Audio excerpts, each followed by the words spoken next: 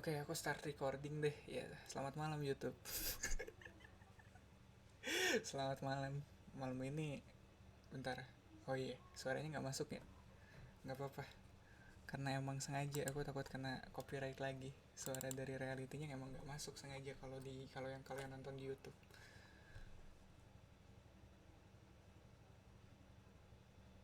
Selamat malam YouTube. Kemarin isi komen YouTube nggak ada yang ngeramein gitu ya. Ada Wisnu sama Omre. Iya, gak nyangka aja sih. Pasti mamaku bangga.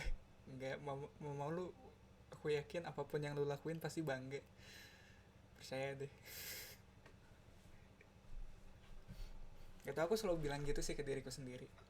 Iya, tiap kali aku mau ngelakuin hal yang aku nggak yakin mau ini bener atau enggak, aku bilang gitu ke diriku sendiri.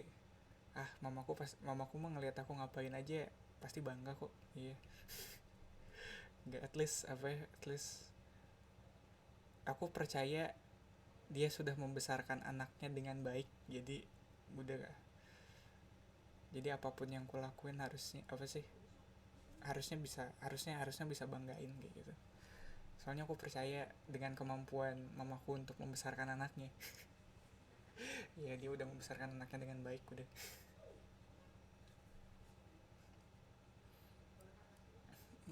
Kadang kan begitu ya orang. Kadang mereka mereka ragu kalau sebenarnya ini yang aku lakuin udah maksimal belum sih, atau ini yang aku lakuin udah baik belum sih. Orang tuh kadang ada begitunya. Ya mamaku tuh salah satunya yang begitu. Yang dia tuh kalau kalau ngapa-ngapain sering sering nanya gitu. Ini udah bener belum sih? Ini bener ya gini? Ya lama pesan Gojek doang.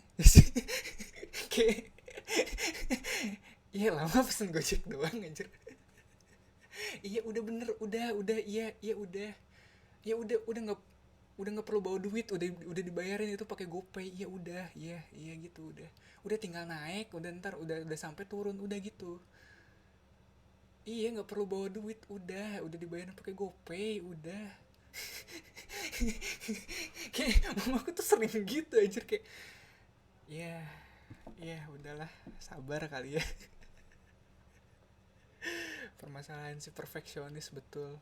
Iya, lu bayangin ya, aku pernah pergi apa ya, pernah, ini gampang nih ya, aku nginep di rumah saudara gitu ya, sehari men. Lu bayangin, semalam dia suruh gue bawa baju berapa coba. Ya ini bawa jaket, takut ntar di sana dingin. Ini bawa juga kaos kaki ya, dibawa bawa dua takutnya ntar kehujanan. Iya, bawa celana dalam, bawa bawa kaos aja bawa dua anjir kalau gue nurutin dia. Ini bawa kemeja kalau ntar mau Jumatan anjir. Ini gue cuma nginep semalam anjir. Ya Allah. Masa kudu bawa satu koper. Iya, yeah, makanya aku nggak percayain mamaku buat packing kalau mau pergi-pergian. Iya, yeah. Aku orangnya kalau pergi-pergian ringan sih bawaannya. Iya, yeah. Kadang aku kayak pergi kemana gitu, keluar kota gitu, izinnya kayak kayak mau pergi ke Alfamart gitu. Kayak pergi ke depan ke Indomaret. Ya, yeah. Mah Jakarta ya, yuk, assalamualaikum. Ya, yeah. Udah lolos tuh dari gerbang, disusulin men, kemana, ke Jakarta aja. Iya kan. Ya aku ke Jakarta bawa bawa tas gitu aja. Ya ya udah gini aja, ngapain anjir. Ya aku ke Jakarta nggak nginep itu. Iya, aku nyari buku doang ke Jakarta. Ya Allah anjir. Iya, ntar malam juga udah balik sini. Iya, aku cuma ada event doang. Ya Allah, harus ya. Jadi kesininya sih aku belajar kalau kalau kalau nanggepin orang kayak gitu. Iya, apa ya, aku apa ya, seenggaknya aku percaya kalau yang dia lakuin udah yang terbaik. Udah deh, udah baik ini, udah nggak perlu dia gimana gimana ini. Ya udah maksimal ini, udah nggak usah, maksudnya nggak usah di, kayak kayak buat ngedepin orang yang insecure, nggak usah dibikin lebih insecure lagi gitu. Iya, udah udah cukup, ya udah bagus ya gitu.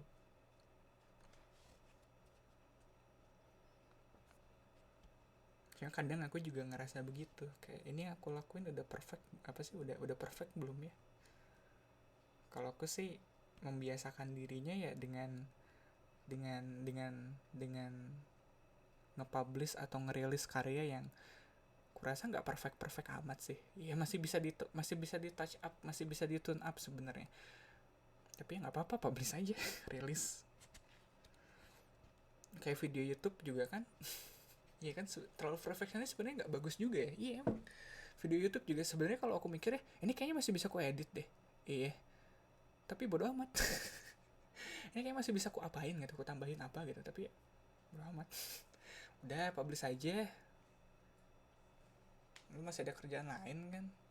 Belakangan aku juga gitu sih, kerjaan dengan klien. Iya, selama kliennya nggak komplain aku nggak mikirin sih itu kerjaan bagus atau enggak. Kliennya komplain ya udah, revisi. Kalau udah nggak komplain ya udah, nggak perlu dipikirin ini udah bagus atau enggak. Iya, susah man jadi artis kalau kita insecure gitu, serius aja. Kerjaan yang tadinya kita nikmatin, kita bisa senangi gitu, kita bisa nikmatin, jadinya nggak menyenangkan karena ada beban perfeksionis itu.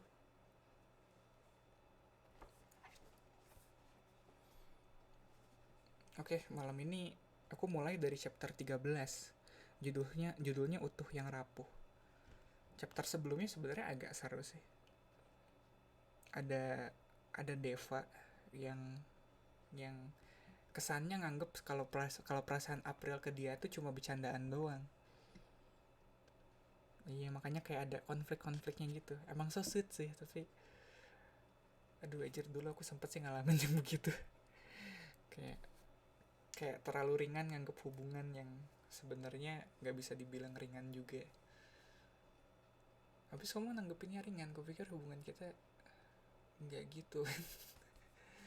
Ya aku mah ringan aja sih, aku nggak terlalu banyak ya gitu deh. Wajar kali ya di umur segitu kita bakal ada, aduh thank you star stickernya disawer dong. Wajar kali ya di umur segitu, di umur SMA kayak gitu kita mengsalah artikan perasaan orang.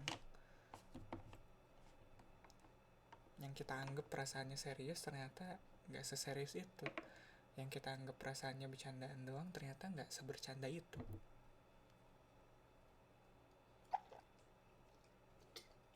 Balik lagi, hati orang kan siapa yang tahu. Apalagi kalau komunikasinya ya gitu, nggak lancar. Komunikasinya masih kode-kodean. Ya, komunikasi kok kode-kodean. Dasar orang IT. Programmer kali, kode-kodean. Iya bu, ya kalau suka ngomong ya nggak usah kode-kodean gitu, mentang-mentang anak IT emang. Enggak sih, itu bercandaan dong. Aduh anjing, gengsi bang. Oh, susah ya kalau udah berurusan dengan gengsi. Iya, iya. Kamu kan cowok, harusnya kamu dong yang ngomong duluan. Wah, aku sering tuh dapet gitu kan. Iya. Padahal yang bilang gitu kadang kelakuannya lebih maco dari aku. Yo iya anjir. Iya, iya cewekku dulu pernah bilang gitu. Dia bilang kamu kan cowok, kamu dong yang bilang duluan. Neng, sadar nggak? Kadang kelakuan lu lebih maco dari gua anjir. Iya, gua aja kadang minder kalau kelakuannya udah terlalu maco. Iya anjir, titikku sampai mengkerut gitu saking saking mindernya. Dia kalah maco anjir. Iya, serius kelakuan lu maco amat anjir. Titikku sampai mengkerut barusan. Aduh anjing. Iya itu serius loh. Iya kalau ada apa ya, kayak cewekku tuh kadang dia tuh orangnya tegas ya. Dia tuh orangnya kalau ngelihat permasalahan ya tegas gitu. Sedangkan aku kan angin-anginan ya. Aku tuh kalau ngeliat permasalahan nggak benar salah gitu. Aku lihat dari banyak perspektif. Makanya aku susah ngambil keputusan. giliran dia ngambil keputusannya udah sangat sangat tegas gitu ya, kan maco banget tuh. Wajar, maco sekali. Kaget saya.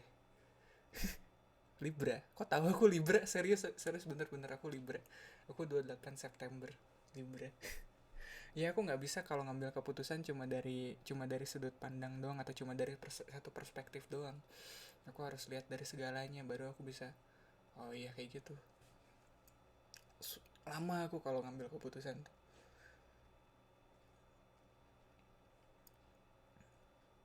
Tapi giliran apa ya, giliran udah fix, kalau udah fix gitu ya aku komit gitu ya. Soalnya ya komit lah, soalnya aku udah lihat semua kemungkinannya. Jadi kalau aku udah memutuskan ini nih jalan yang mau aku ambil, ya udah aku komit sepenuh hati aku di situ, nggak ngelihat kanan kiri lagi. Welcome Maple. Wih, Maple tuh yang dari Discordnya Tehara bukan sih? Aku taunya iya, dulu sempet sih ada, tapi nggak tahu ya. Aku sering salah orang juga sebenarnya, jadi ya mohon maaf ya. Cowok saya juga Libra, soalnya dia susah ambil keputusan. Yang sabar ya.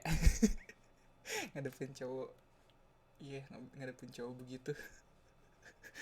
Iya, kasih deadline aja. Iya, biasanya itu ngebantu. Aku begitu soalnya, kalau susah ngambil keputusan kasih deadline. Iya, itu berhasil dalam pekerjaanku soalnya. Deadline tuh ngebantu. Oh udah deadline ya, udah waktunya ngambil keputusan ya. Oke, ini nih. Segampang itu dalam ngambil keputusan ya udah deadline-nya kan, udah waktunya ngambil keputusan. Tapi itu saran ya. Nggak mesti di semua orang bisa diterapkan dan berhasil.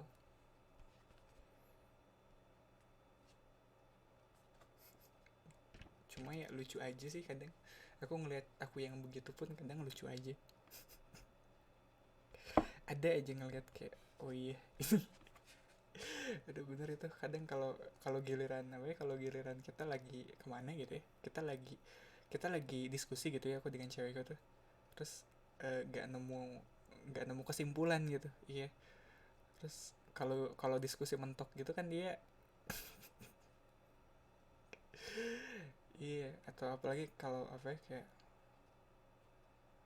kayak mutusin apa gitu, kadang dia yang lebih, apa ya, dia yang lebih, apalagi kalau udah hal-hal yang berbau emosional ya, berbau perasaan gitu, dia cepet banget kliknya kayak, ya aku tuh maunya gini. Waduh, asertif sekali anda. Ya udah gitu aja. Seenggaknya itu ngebantu aku buat ngambil keputusan sih. Jadi keputusannya, iya aku tuh orangnya logis banget kan, makanya setiap kemungkinannya aku pertimbangkan, setiap baik buruknya aku pertimbangkan. Ngapain banyak mikir dari tadi kalau gitu. Iya, tapi pada akhirnya sih pertimbangan terberat aku adalah apakah dia bahagia nggak kalau ngambil jalan ini. Selalu seperti itu. Makanya apa ya, jalan bareng cewekku yang seperti itu, yang emosional, yang mikirnya pakai hati. Nggak tahu tuh, aku nggak tahu tuh. Logikanya gimana tuh mikirnya pakai hati, tapi emang emosional sih. Emang keputusannya based on perasaan. Pada akhirnya ya pertimbanganku juga bukan bukan jalan apa, bukan keputusan terbaik atau terefisien atau terlogis atau terrasional yang aku ambil, tapi keputusan yang bisa bikin dia bahagia jalaninnya, bisa bikin dia senang jalaninnya. Kalau dia senang lakuin itu, seenggak logis apapun jawabannya, seenggak rasional apapun keputusan yang, iya kayak, seenggak logis dan gak rasional apapun jawabannya, ya aku oke. Welcome Wisnu. Iya, no, thank you udah ngeramein YouTubeku ya. Nggak tahu, aku merasa merasa terharu aja tadi pagi ngecek, aduh YouTubeku kok rame ya.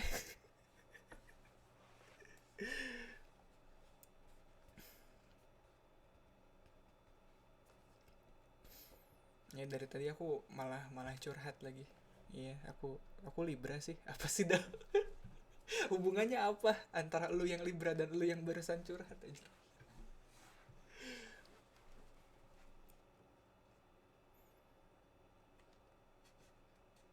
Yaudah, aku aku kalau kalau kalau kalau ngomongin soal nostalgia gitu jadi terkenang.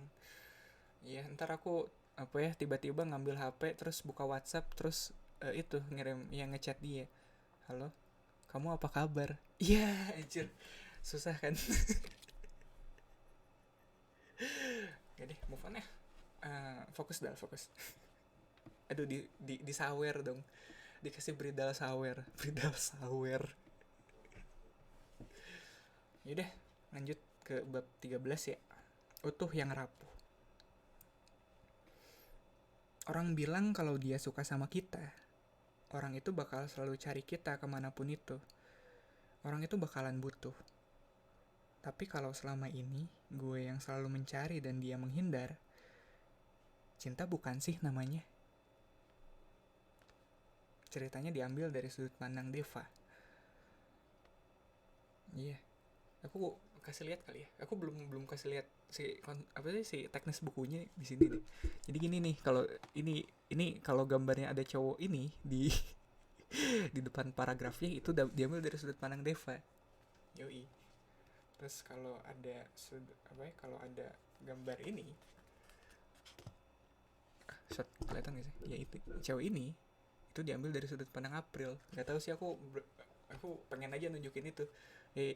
Yang di reality nggak bisa lihat kan? Yoi. Itu aku tunjukin pakai webcam. Ngetrol. Anjing kadal ngetrol. Ya aku barusan barusan aku barusan aku ngetrol aja anak-anak yang dengerin di reality, mereka nggak bisa lihat soalnya. Hahaha. Udah fokus dalam beda cerita ya. Cuma nyimak. Sorry ya, aku iseng banget gak ngerti. Inside joke, sorry. Yeah. Oke, ceritanya diambil dari sudut pandang Deva. Suasana di dalam bus berubah menjadi super dingin. Gak biasanya gue merasa kedinginan di dalam BST yang meskipun kadang AC-nya bocor. Gue masih boleh makan di rumah lo kan? Tanya gue jujur.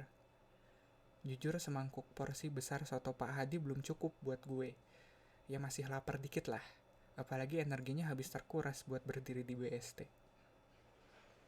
Yang ditanya masih terdiam. Gue dicuekin seperti patung penjaga sekolah di film-film. Pril, bunda lo masak apa emangnya? Gue menghadap ke wajahnya dan dia tetap buang muka. Gue harus berusaha lebih keras lagi. Sampai ngajak gue makan malam gini. Apa jangan-jangan masak kerecek lagi ya? Gue tersenyum sambil ngebayangin gimana enaknya masakan Tante Asri yang kaya akan rempah dan kalau udah masak lauk gak karuan banyaknya. Padahal jumlah anggota keluarganya cuma 3. Mungkin aja gue udah dianggap sebagai anaknya sendiri. Maksud gue calon menantunya sendiri. Aminin jangan. April marah ya. Gue ikutan cemberut, masih memperhatikan wajahnya yang benar-benar berubah drastis. Diam berarti marah ya. Berarti April gak jadi ajak Mas Dev makan? Tanya gue seperti orang bodoh. Seperti orang kelaparan yang gak tahu diri. Udah tahu gak dapat jawaban. Malah terus aja nanya, sinting emang. Mampus lo Dev, salah lo sendiri. Sampai diliatin kondektur bus gue. Mungkin si kondektur sampai bertanya-tanya, kenapa ya tadi mereka saling ketawa-ketawa terus tiba-tiba jadi diem-dieman. Pril, gue menggenggam tangannya sebelum dia melangkah turun ke halte dekat rumahnya. Genggaman tangan gue langsung ditepis dong. Aduh, kalau yang ini udah ditepis bahaya nih. Ini kan salah satunya cara biar gue dapat atensi ke cewek-cewek. Bercanda ya lah, ke April doang kok. Dia hanya menengok, gak menjawab apa-apa. Diam tanpa suara. Air matanya juga udah jatuh gara-gara mulut gue yang laknat banget tadi. Maaf, ucap gue liris. Semoga dia mau ngerti. Gue capek, Dev. Jawabnya kemudian melangkah ke halte dekat rumahnya. Gak apa-apa deh. Akhirnya gue bisa dengar suara dia lagi. Ya meskipun harus kayak gini. Gue tersenyum dan melambaikan tangan. Pril, maaf. Bang, boleh tanya nggak? Iya, tanya aja. Kok nanti sih? Sekarang aja, Nuh. Kok nggak bisa buat cerita? Nanti kok nggak bisa buat cerita? Maksudnya gimana? Kok nggak bisa buat cerita? Gitu di Google Form maksudnya? Atau di mana? Yang ada di bio? Oh ya, nggak bisa. Waduh. Ntar deh aku cek. Belum ku tutup sih sebenarnya si formulirnya. Terakhir aku cek ada 5 sih. Ada yang dari lu juga di situ. Tapi ya itu. Ntar malaman paling ku cek. Off stream aja ya ku ceknya. Anjir, off stream bahasa lu. apa HP ku yang password BC ya? Apa sih anjing? Iya kan pas pin. Iya, pin ATM kan gitu ya, bintang gitu. Kenapa sih dah anjing? Receh banget. Burik.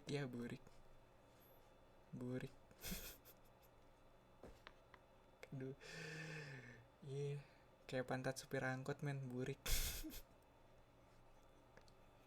Gak tau, aku nggak bisa bayangin men pantat supir angkot kayak gimana sih. Dia kayak, lu bayangin di bawah muter-muter gitu ya, di atas jok gitu, mana panas lagi di angkot. Anjing random banget dah. Aduh, pernah lihat?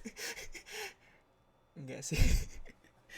Kan gak harus aku pernah lihat juga, Mia. Ini kan aku berhipotesis ya. Iya, soalnya dia muter-muter gitu keliling-keliling kota di jok angkot, mana panas lagi. Panasnya dua loh, panas dari matahari, terus panas dari mesin angkot. Iya, kalau mesin angkot kan mesinnya di belakang si joknya gitu, jadi pasti ada panas-panasnya gitu kena ke joknya. Lu bisa bayangin seburik apa? Gak penting sih anjing, gak penting. Anda tahu orang yang duduk di pintu angkot? Siapa tahu dipakai skincare. Ya siapa tahu ya. Mudah-mudahan ya mereka aware soal itu. Soalnya iya, pantat supir angkot tuh panasnya karena dua. Udah panas terik matahari, panas mesin angkot pula di belakangnya. Jadi mungkin dia butuh butuh butuh perawatan ekstra di bagian itu. Yoi. Ada skincare khususnya mungkin buat mengatasi burik-burik di situ. Cuma numpang jalan-jalan doang. Angkotnya kasih AC bang. Gak ada. Enggak sih. Susah men angkot kasih AC. Yang aku tahu kasih AG men, angin gelebuk. Iya. Udah anjir aja random banget. Gini nih, aku kebiasaannya kalau ceritanya makin galau, makin geli gitu. Aku dulu juga sempat melakukan kerandoman gini waktu waktu baca Dylan. Sorry ya. Iya, aku lagi gampang ke distract soalnya konflik di sini geli-geli sedap men. Aku ngedistract kepalaku dari plot cerita yang mengingatkan aku lagi pada hal yang dulu pernah mirip-mirip aku lewatin gitu ya, aku jalanin. Jadi mohon maaf ya kalau aku rada cringe. Acah alami. Cringe ya. Iya. Aku gitu sih, kayak coping mechanism gitu biar aku nggak berasa terlalu jijik sendiri. Jujur aku udah mulai jijik dengan plot ceritanya, soalnya mengingatkan kembali sama cerita, sama dulu aku juga kelakuannya nggak jauh-jauh dari gini. Aku cringe ke diri sendiri, makanya aku ngejokes biar biar cringe-nya nggak terlalu cringe. Ya biar cringe-nya nggak terlalu, biar mending cringe ke jokesnya aja daripada cringe ke kelakuannya. Aneh banget sih anjing tuh. Ya sih, tapi mungkin kalau ada yang ngikutin aku waktu baca Dilan juga kelakuanku kurang lebih seperti ini. Cuma Dilan lebih chaotic waktu itu aku. Sekarang aku lagi banyak kerjaan, jadi nggak bisa terlalu banyak, nggak bisa terlalu motah di sini. Ya udah lanjut ya. Aduh sorry banget aku ke distract tadi. Iya iya itu. Oke, sekarang ceritanya diambil dari sudut pandang April. Hmm. Jaga diri lo baik-baik, kata Deva sambil menepuk pundak gue sebelum gue benar-benar turun di halte. Rasanya kata-kata itu sudah tak ada maknanya lagi. Kata-kata yang seharusnya bisa bikin gue bertahan, bikin gue percaya sama langkah gue ke depannya. Kini malah jadi duri tajam yang kalau didengar semakin lama justru semakin menyakitkan. Tapi ada benarnya juga bahwa di balik kata-kata itu, sudah tugas gue untuk jadi tameng dan pelindung terhadap diri gue sendiri. Bukan Deva, bukan orang lain, tapi cuma gue. Capek banget bun hari ini, tutur gue menyalami bunda yang sudah menyiapkan berbagai makanan di meja. Loh, anak gantengnya mana? Bunda celingukan mencari Deva sampai keluar pagar. Bukannya nanya gue capek karena apa, lagi-lagi yang dicari si fuckboy itu. Kan bunda udah bilang ajak Deva kesini, tutur bunda sambil cemberut. Ini masakan sebanyak ini ndak bakal habis. Kamu ndak doyan kan kalau buat besok? Ayah juga ndak bakalan bisa bun habis. Ayah juga ndak bakalan bisa bun ngabisin ini. Ayah yang sepertinya baru saja mandi tiba-tiba menimpali. Gue langsung menyalaminya tanpa berkata apa-apa. Gue berpikir sejenak sebelum mengambil nasi. Ini Deva emang bikin acara syukuran lewat rumah gue ya? Sampai ayah bunda nyariin dia. Sampai kehadiran gue bahkan gak dinotis sama mereka. Gak di sekolah, gak di rumah, ataupun di belahan sudut Solo lainnya. Semua orang mungkin sayang sama dia. Ya gue juga sayang sih. Tapi untuk hari ini gak lagi deh. Mau berjuang sudah terlalu letih. Sudah terlalu letih. Sudah tahu jawabannya sedari awal. Kalau memang benar bukan gue, memang gue akan menjadi teman baik dia, bukan jadi teman hidup. Itu bukan salahnya, bukan? Sebagai teman yang baik, sudah seharusnya gue mendukung apapun pilihannya.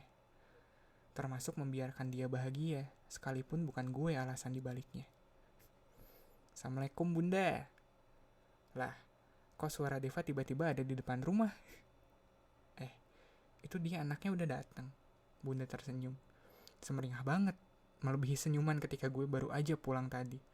Fix sih, emang gue bukan anaknya kali ya. Kok bisa? Tanya gue kaget. Kenapa bisa dia datang lagi? Bukannya tadi BST udah batch terakhir karena udah pukul 6. BST kan gak sampai malam. Naik Gojek, tadi bunda pesenin. Aduh, celetuk bunda seakan menjawab pertanyaan gue secara detail. Bunda kemudian langsung menghampiri ke depan, mencubit pipi Deva. Wah, ini jadinya gue saingan nih sama bunda. Ayah gak cemburu? Tanya gue sambil melihat raut wajah ayah yang lagi nambahin bawang goreng ke dalam sup. Bukannya kamu ya? Tepis ayah dan sialnya gue jadi kicep. Ada April. Sapa dia enteng tanpa mungkin ingat kesalahan yang diucapkan di BST tadi. Sesudah bikin mood gue down dan dunia gue hampir hancur, bisa-bisanya dia ngomong gitu doang. Bego banget sih aja. Ya jelas lah gue di sini, ini kan rumah gue. Welcome Airin. Pakai jokes bapak-bapak aja. Enggak. Bisa sih kali ya. Iya, ntar. Itu bukannya jokes bapak-bapak, emang jokesnya lu ya. Lu masuk sini kan pakai jokes bapak-bapak anjir. Aku sampai minder loh. Iya, aku ngeliat ini Wisnu umurnya masih belasan tapi jokesnya udah pakai jokes bapak-bapak anjir. Nah kan harusnya gue yang pakai jokes bapak-bapak. Nu kenapa lu jadi pakai jokes bapak-bapak anjir? Aku berasa salah tempat waktu itu. Iya aku ingat waktu itu Wisnu kesini gitu. Dia datang-datang pakai jokes bapak-bapak dong anjir. Lah kan yang tua gue ya Nu. Kenapa lu yang pakai jokes bapak-bapak anjir? Aku minder jujur di situ. Aduh anjir.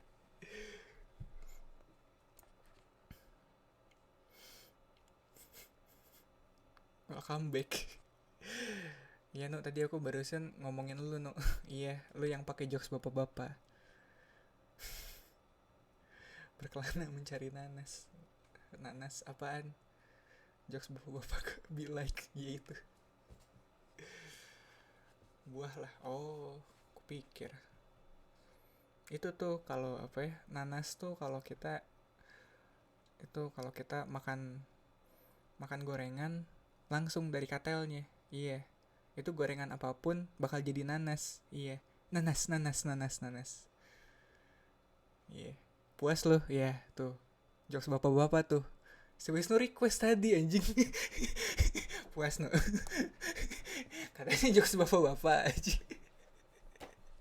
Itu tadi. Iya, harusnya gua no yang pakai jokes bapak-bapak, bukan lu anjir. Kan yang tua gua no. Lu mah belum umurnya lu pakai jokes bapak-bapak anjir. Iya, kasihan yang udah tua kayak gua anjir. Insecure saya ngelihat anak muda udah pakai jokes bapak-bapak. Minum kopi pakai sedotan. Aduh anjing, ada ya. Bang gue punya lomba minum kopi pakai sedotan. Ya, nggak enak men minum kopi. Iya, minum kopi nggak enak. Kopinya yang panas, aduh.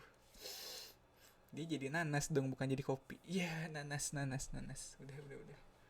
Jokes bapak-bapak gitu, susah men. Udah ya, aku nggak bisa sering-sering tuh pakai jokes gitu kan. Sorry ya, sesekali aja.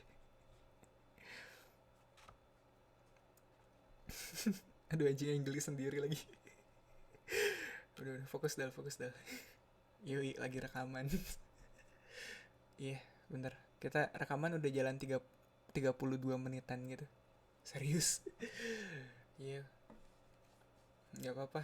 Kalau kalau kalau ada yang ketinggalan jokesnya bisa dicek di YouTube. Promosi terus, nggak apa-apa sih. Nggak serius, aku belakangan ngerasa terbantu dengan fitur itu sih, dengan fitur rekaman broadcast. Jadi aku nggak terlalu dihantui fear of missing out gitu. Atau iya, aku nggak terlalu ketar-ketir gitu.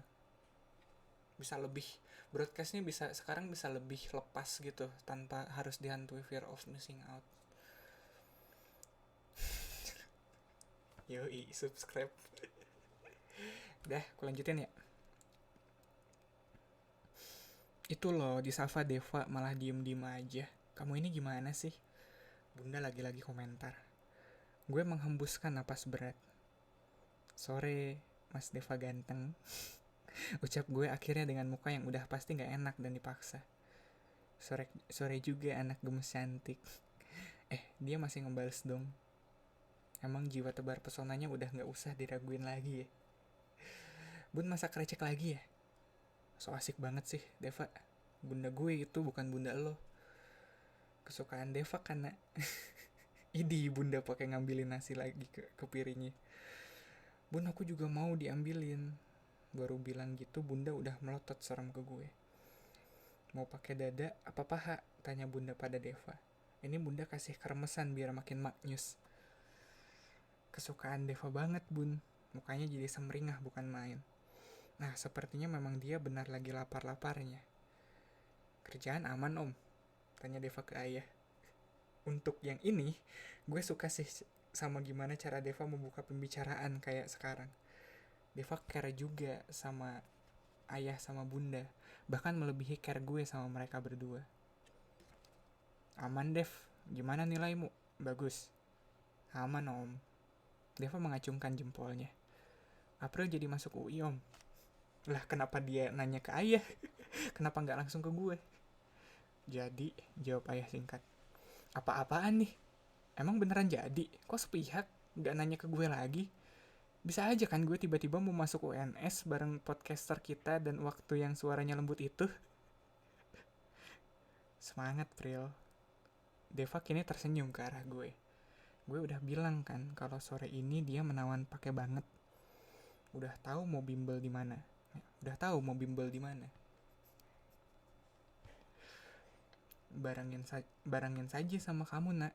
Bunda ikut campur lagi. Padahal gue belum menjawab apa-apa. Oh, boleh. Deva menyuap makanannya dan terlihat sangat menikmatinya. Bun, masakannya enak banget. Kenapa nggak buat rumah makan aja? Ah, bisa aja kamu, Nak. Udah pinter, ramah, baik hati, dan tidak sombong.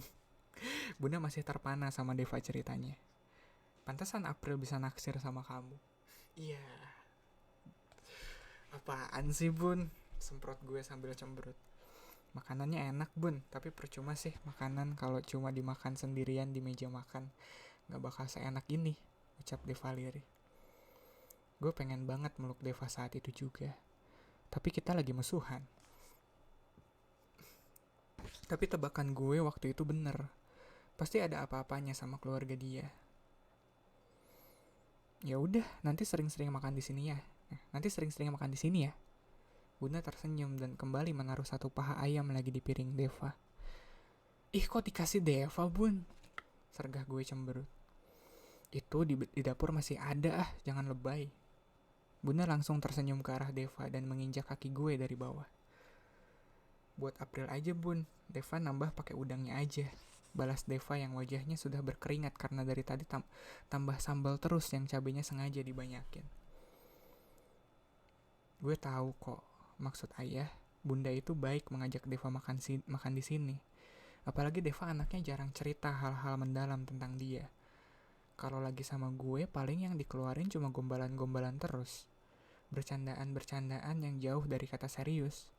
Lawakan-lawakan yang ujung-ujungnya jayus. Sekarang gue jadi tahu bahwa Deva juga butuh afeksi dari keluarganya. Kalian lagi berantem ya? Tanya ayah yang sepertinya peka sama keadaan. Mungkin karena melihat gue diem-dieman padahal duduk bersebelahan. Duh, mampus, gue harus jawab apa nih? Oh enggak, Om. Jawab Deva enteng sambil mengunyah udang goreng. Kayak orang pacaran aja, marah-marahan. Ya udah, terus kalian kapan pacaran? Lah, Bunda kok jadi ngegas gini ya? Ayah kasih restu, yang penting nanti bisa sama-sama masuk UI.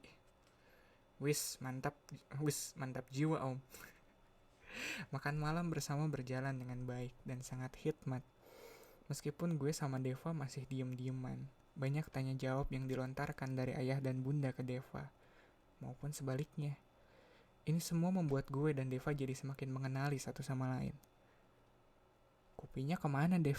Tanya ayah ketika Deva sudah ingin berpamitan di abang pintu dan melihat tidak ada kendaraan yang ia bawa. Kuncinya hilang, Om, di sekolah. Deva menggaruk kepala yang kayaknya sih emang gatel. Semoga cepat ketemu ya, Nak, teriak Bunda dari dalam, masih sibuk membereskan piring. Makasih, Bun, kata Deva melambaikan tangan. Pamit dulu ya, Bun, Om. Makasih buat makanan enaknya.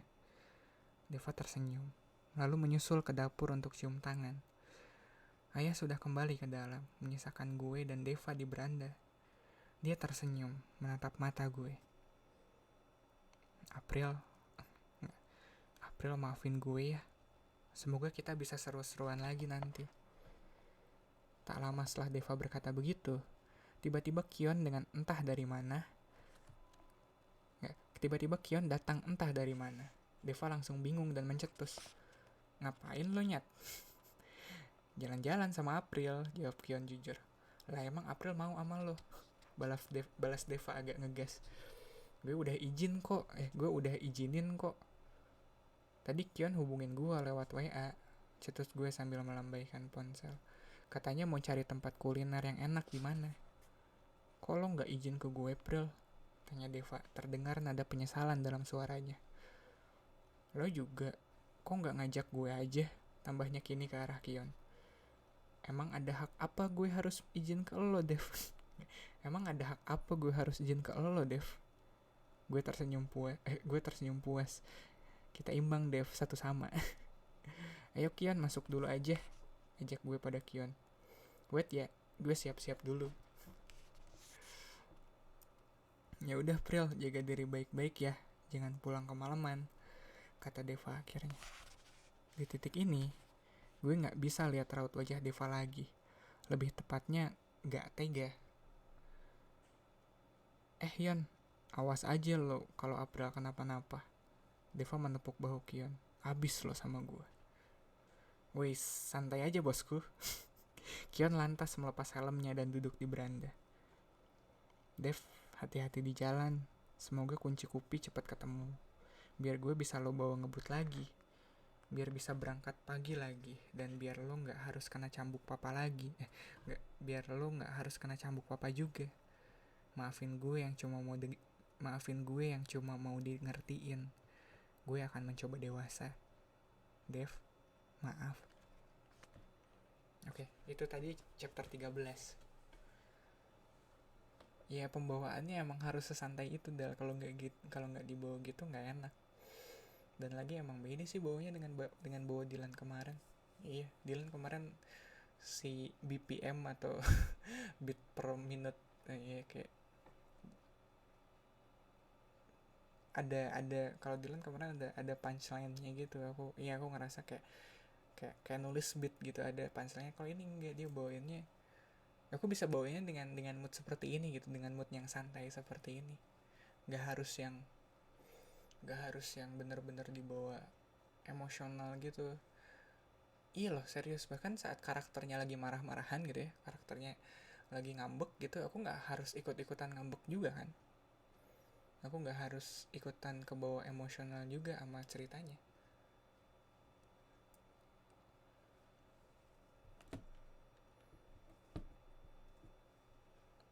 Itu enak sih bawaannya. Ya udah. Aku lanjutin ya ke chapter 14. Judulnya Untuk Kionara. Banyak dari mereka yang bertahan dengan rasa sakit, dilukai, dikecewakan, dan dikhianati. Bukan karena mereka bodoh, namun karena mereka terlalu sayang. Ceritanya dari sudut pandang April. Ya kayaknya cuma ada April sama Deva doang sepanjang cerita. Perasaan gue gak enak banget sejak Deva pulang. Gue cemas dan khawatir. Dia baik-baik aja kan? Gue menghembuskan napas berat dan gusar sembari melihat pakaian gue di depan cermin. Ini belum pukul 10 malam kan? Seharusnya Deva baik-baik saja nanti saat sampai di rumahnya. Namanya siapa nak? Tanya bunda sembari melihat ke arah Kion. Kion bun, dari Jakarta. Habis gue ngomong gitu, mungkin karena terdengar sampai beranda, Kion langsung tersenyum dan menghampiri bunda. Halo tante, ucap Kion sambil tersenyum dengan begitu meneduhkan. Nanti mau jalan kemana mas Kion? Bunda tersenyum. Agaknya terpana sama Kion. Secara dia juga bisa diklasifikasikan sebagai idola sekolah, meskipun masih berada di bawah Deva. Gak tahu juga nih tante, saya ngikut April aja. Dia yang tahu soal makanan enak sepertinya, kata Kion sambil terus senyum-senyum manis. Gemes banget sih. Jadi beda banget antara Kion yang disedati Rama, nyablak banget sampai gak ada akhlak. Di sini sopan banget, udah kayak Mas Ariel aja. Tapi itu yang bikin gue salut. Kion bisa menempatkan diri dengan begitu baik. Jadi bisa membedakan kepada siapa dia berbicara, kepada siapa dia bercanda. Itu semua yang membuat cowok yang rambutnya jadi rapi karena pomade ini terlihat dewasa. Yuk Pril, ajaknya Rama. Keburu malam, gak enak sama bunda kamu. Ya udah yuk. Gue menjawab dengan senang meskipun masih begitu sedih. Sedih karena kenapa hari ini gue sama Deva kayak berantem gitu sih? Bukannya Deva pernah bilang kalau berantem-berantem kayak gitu cuma buat orang yang pacaran. Masalahnya gue sama Deva kan belum pacaran. Lebih tepatnya gak akan bisa pacaran. Tante pinjam Aprilnya sebentar ya. izin Kion sembari mencium tangan bunda dan ayah. Di jalanan, Kion juga jadi beda banget. Jujur, gue takut. Gue takut banget kalau gue bisa jatuh dalam kenyamanan yang Kion bawa. Kenapa sih cowok-cowok modelan kayak gini selalu gampang banget buat narik simpati cewek? Atau mungkin guenya aja yang terlalu gampang baper? Apalagi dia dari tadi selalu serius nanya, lo sama Deva beneran pacaran gak sih? Enggak, kenapa emang? Oh, jawabnya santai tapi bikin gue gemeter. Sialan emang. Ada kesempatan dong buat deket sama lo. Hah? Rasanya dunia gue seperti berhenti sepersekian detik. Boleh kan gue deket sama lo, Pril? Tambahnya. Dari kaca spion gue bisa melihat lekuk senyum teduhnya. Senyum teduh Kionara Kinan Ardilova. Gue jadi serba salah. Bingung harus apa. Banyak orang bilang antara mencintai dan dicintai tentu lebih enak dicintai. Katanya kita nggak perlu berjuang lebih atau bahkan berjuang sendiri. Katanya lagi, rasanya indah karena kita nggak harus ngerasain cinta bertepuk sebelah tangan. Tapi kalau begitu, gue juga nggak siap dan nggak akan bisa siap. Nggak siap berpaling dari sang awan. Sama Kion, gue memang bisa jadi diri sendiri. Sama Kion, gue memang bisa jadi diri sendiri sih. Kalau kata ahli cinta dari podcast Kita dan Waktu, cinta adalah saat dimana kita bisa jadi diri sendiri kalau sama dia. Dan itu yang gue rasain pas sama Kion. Terhibur banget. Sepanjang jalan, gue selalu dibuat ketawa dengan tebak-tebakan yang receh. Cerita tentang masa kecil dan bahasan-bahasan ringan lainnya. Cara bawa motornya juga santai. Beda banget sama Deva yang kemana-mana selalu ngebut. Mie ayam bakso Mbak Dewi. Kion mengeja oke. Mie ayam bakso Mbak Dewi. Kion mengeja spanduk berwarna putih yang dibaliknya banyak orang duduk lesehan, menikmati hangatnya mie ayam di sana. Belum pernah coba kan? Tanya gue memastikan. Ya udah yuk. Kion langsung mengamit pundak gue santai. Saking santainya, sampai nggak mikirin hal-hal impulsif di dia bisa berakibat fatal alias nggak baik buat degup jantung gue. Terlebih ketika dia langsung berjalan di samping gue. Ketika kami menyeberangi jalan besar. Sebuah cara sederhana untuk melindungi gue dari bahaya motor atau mobil yang suka kebut-kebutan di jalur kontraflow kayak gini. Omong-omong Deva lagi apa ya? Apa dia udah sampai rumah? Duduk di sini nggak apa-apa? Tanya Kion sambil menunjuk ke arah lesehan di depan sebuah ruko tua. Udah biasa lesehan kok, lebih nyaman juga. Gue membantunya menggelar tikar anyaman kecil. Angin malam yang dingin membuat poni rambut Kion kesana kemari. Walaupun cuma gue ajak ke kedai makan mie ayam, Kion persiapannya udah kayak mau ketemu pacar. Pakai kemeja flanel kotak-kotak putih hitam segala. Wangi parfum yang menyengat banget juga tercium dari tubuhnya. Pokoknya lucu banget deh dia. Makanan akhirnya datang. Jadi makin sedih. Soalnya waktu itu gue ajak Deva kesini juga. Walaupun kalau sama Deva dia jalan cuma diem-dieman. Gue cuma matung lihat jalanan. Sementara Deva fokus sama kupinya. Pas duduk bersama pun, pikiran dia lebih banyak ke pelajaran dan nilai ulangan yang remedial. Tapi gue tetap seneng dan bahagia aja rasanya. Pril, gak doyan ya? Tanya Kion melihat gue yang malas-malasan makan. Doyan kok, doyan. Gue memaksakan diri untuk menyuap dan menelan mie yang ternyata terlalu pedas untuk gue. Ini buktinya masih gue lahap.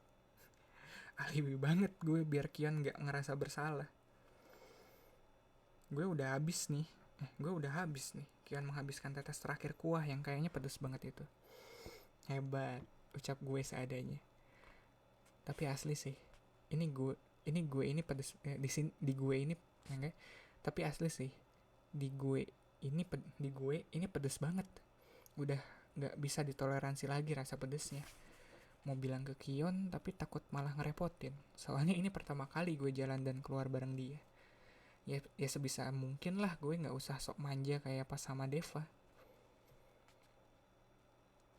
Sini, kalau nggak habis gue aja yang ngabisin, Pril. Kion mungkin lama-lama sadar kalau gue kepedesan. Kalau Deva, asli capek gue buat berharap. Setelah selesai, kami bayar sendiri-sendiri dan pindah ke tempat lain, menyusuri jalanan kota yang gak terlalu ramai, tapi banyak banget bintangnya. Mungkin salah satunya ada nama Deva di sana, yang terlalu tinggi untuk gue gapai dan raih. Tapi anehnya kenapa gue belum capek buat perjuangin dia? Ngekos sendiri kadang ngerasa sepi gak sih? Akhirnya kini giliran gue yang membuka percakapan. Enggak, Pril. Dia tertawa. Lucu banget sih kalau lagi ketawa gini, matanya jadi cuma kelihatan segaris. Kadang main sama anak ibu kos, main catur lah, main petak umpet sama anak kecil gang sebelah, sampai kadang bikinin mereka layangan dan berujung gue jualan. Oh iya, ada jeda di pembicaraannya. Kadang gue juga main-main ke rumah pelangi. Ngapain? Bukannya itu tempat favoritnya Mas Arial ya? Seru banget, bisa baca buku gratis. Sayang kalau beli buku baru. Terus motong uang jajan dan uang makan sebagai anak kosan. Seru ya? Gue penasaran jadinya. Ayo ikut gue kapan-kapan. Sampai di depan pasar gede. Nggak sampai di depan pasar gede, Kion membuka helm gue pelan dan menatap mata gue cukup dalam. Parkiran nggak terlalu ramai karena kegiatan pasar bakalan ramai pada jam-jam sehabis subuh. Yang kayak gini disia-siain sama Deva. Celetuknya tiba-tiba sambil membelai halus rambut gue. Gue langsung mencoba menghindar karena rasanya jadi sungkan dan beda. Langsung gue belokin ke pembicaraan sebelumnya. Serius, gue boleh ikut lo ke rumah pelangi? Dia mengangguk. Tentu aja boleh dong. Anak-anaknya seru, bisa diajak untuk sharing apapun. Kami duduk setelah memesan wedang ronde. Satu buat berdua. Kurang romantis apa coba? Gue pesan kacang rebus sekalian ya. Ada bapak-bapak tua yang jualan kacang rebus di depan kami. Beliau pakai sepeda dan masih penuh dagangannya. Duh, gue jadi gak tega liatnya. Langsung gue samperin. Ternyata bapak-bapak itu juga jualan singkong dan ubi rebus. Yum. Enak banget dimakan bareng sama hangatnya wedang ronde. Hati-hati. Refleks Kion ada di samping gue saat gue hampir kena serempet motor. Blur banget malam ini. Makasih ya, Ki. Ucap gue dengan senyum tulus kepadanya. Hampir deh, kalau gak ada lo mungkin gue udah... Jemari telunjuknya menutup bibir gue. Jangan diterusin, gak baik. Tuh kan, waktu itu Deva yang nolongin gue sewaktu pengumuman kelas di mading utama yang pindah ke lantai 2. Mungkin kalau gak ada dia, kaki gue sekarang udah pincang sebelah atau bahkan patah. Sekarang giliran Kion yang juga bantuin gue. Apakah ini pertanda? Atau mungkin hanya gue aja yang malam ini terlalu rapuh lantas terbawa. Gue temenin ya, Pril. Tangan Kion masih ada di samping pundak gue untuk memastikan supaya gue baik-baik saja. Ada di sampingnya. Untuk Kionara, lo cemerlang banget malam ini. Gue suka. Tapi maaf, dalam satu dan lain hal, gue masih begitu membayang-bayangkan Deva. Anda yang melindungi gue tadi adalah Deva. Untuk Kionara, maaf ya. Tapi terima kasih untuk saran baiknya. Gue coba pikir-pikir apa perkataan lo tadi. Yang kayak gini disia-siain sama Deva.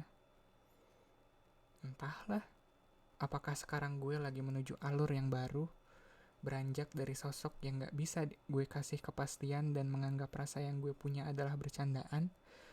Gue gak ngerti akan kemana ini berjalan. Malam ini indah sekaligus membingungkan. Ternyata bener ya, rasa nyaman itu jebakan. Dev, apa kabar? Lo udah sampai rumah kan? Lo baik-baik aja kan? Iya, itu tadi chapter 14. Enak banget ya. Iya. Seenggaknya si Kionnya di sini dibikin lovable lah ya. Iya, dia nggak dibikin nyebelin kayak kayak Kang Adi. Aduh anjing. Iya biasanya apa ya, kalau nggak tahu, aku kemarin baca Dilan gitu aja, kayak saingannya Dilan rata-rata menyebalkan ya. Kayak gak ada lovable-lovable-nya banget anjing. Iyalah kayak Kang Adi lah, terus siapa sih, Pak Dedi lah. Iya Pak Dedi. Aduh anjing, itu puisinya nggak banget anjing, maksa.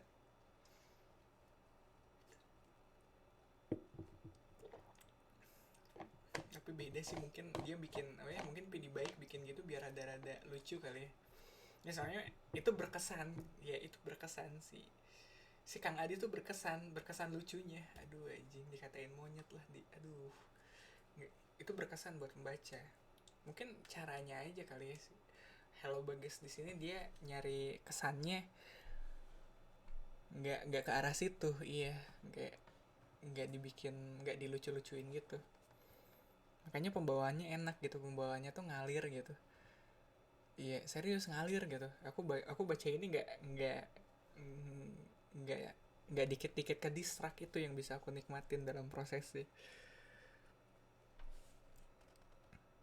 Iya, dan moodnya itu loh enak loh, kayak di maintain gitu, si si mood yang seperti itu di maintain gitu. Aduh wajar, itu enak banget dong, serius. Iya, kita lanjut ke chapter 15 deh. Ntar itu baru baru 1 jam kan ya. Iya, ya kayaknya malam malam ini aku coba baca agak banyak kali ya. Terus besok besok kalau kalau malam ini aku baca bisa agak banyak, besok kemungkinan bisa tutup buku. Nah kalau besok tutup buku hari Jumat, kita bisa ngerandom dikit. Iya, kayak kayak iya kayak just chatting atau free talk kayak gitu ya, mungkin ya. Nggak tahu juga sih.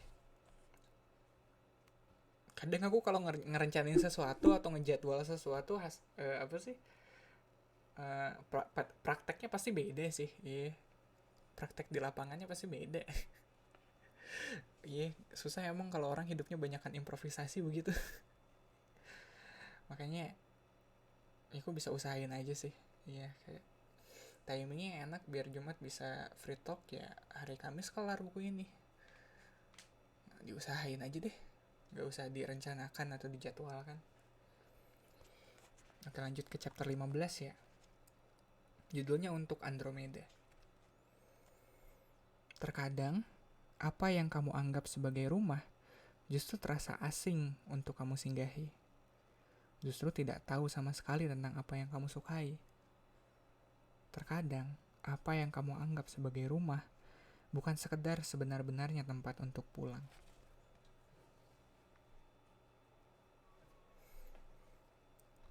Iya, ceritanya diambil dari sudut pandang Deva.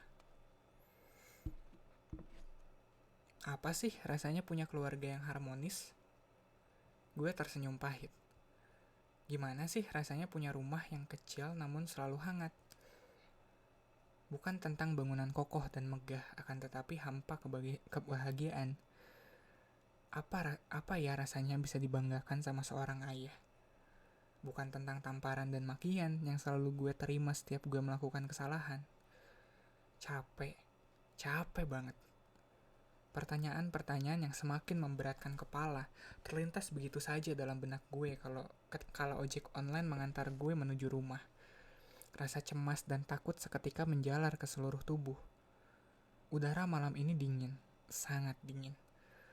Tetapi angin malam yang berembus bukannya membuat gue merasa sejuk, melainkan mengundang keringat dingin yang terus mengular sampai ke leher.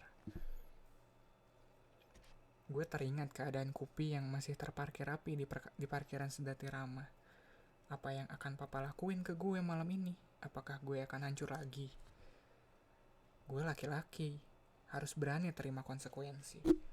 Meskipun malam ini mungkin gue bakal sampai lebam dan berdarah lagi. Jadi berapa mas? Gue sibuk mengambil uang di saku. Di saku seragam gue. Terlalu menyelip, jadi agak susah. Oh, mas-mas drivernya justru menunjukkan ponselnya ke gue terus bilang, tadi non tunai sudah dibayar Bu Astri. Oh alah, udah dibayarin bunda. Ya udah, makasih ya mas. Di hadapan gue, Di hadapan gue udah saat ini berdiri kokoh. Kok gitu sih? Kok gitu? Di hadapan gue udah saat ini berdiri kokoh gerbang kayu berwarna coklat tua yang biasanya dibukakan oleh bibi setelah ku klakson. Sekarang gue harus menyembunyikan lonceng. Gue harus membunyikan lonceng yang jelas terdengar sampai ke dalam. Udah kayak tamu aja gue di rumah sendiri. Gue penuh dengan peluh dan tawa yang luruh. Entah menertawakan hidup yang selalu membercandakan gue, atau menertawakan diri sendiri yang belum cukup tangguh menerima hidup. Gerbang dibuka dan bener aja, yang datang bukannya bibi, tapi Praya. Sekakmat sejak awal. Semakin langkah Praya mendekat, semakin kencang degup jantung gue terdengar. Keringat dingin gue justru semakin deras, terlebih saat tatapannya menatap gue aneh karena gak ada kupi. Bibi kemana mas? Tanya gue basa-basi selagi dia ngebukain pintu gerbang. Plak. Bukannya menjawab pertanyaan, malah tamparan yang langsung gue dapat. Tahu kenapa papa belum juga kasih kepercayaan ke lo? Tanyanya dengan senyum jahat. Selama ini gue emang gak pernah ngelawan dia. Bukan karena gak berani, tapi gue masih ngehargain dia sebagai kakak. Tapi apa Praya benar-benar menempatkan diri sebagai kakak yang bisa dicontoh?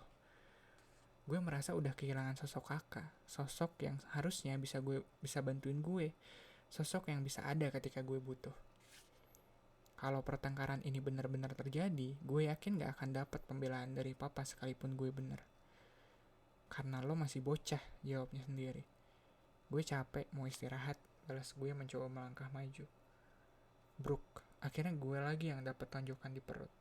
Tangan gue udah mengepal erat, siap banget untuk balas dendam meskipun gue udah bisa nerima ini. Untungnya bibi tiba-tiba keluar dan langsung memisahkan. Gue mau kabur dari rumah.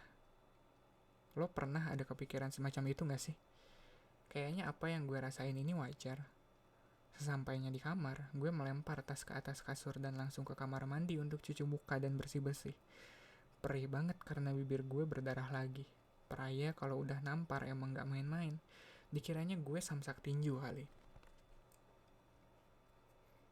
Ngomong-ngomong April gimana ya? Bisa-bisanya jalan sama Kion.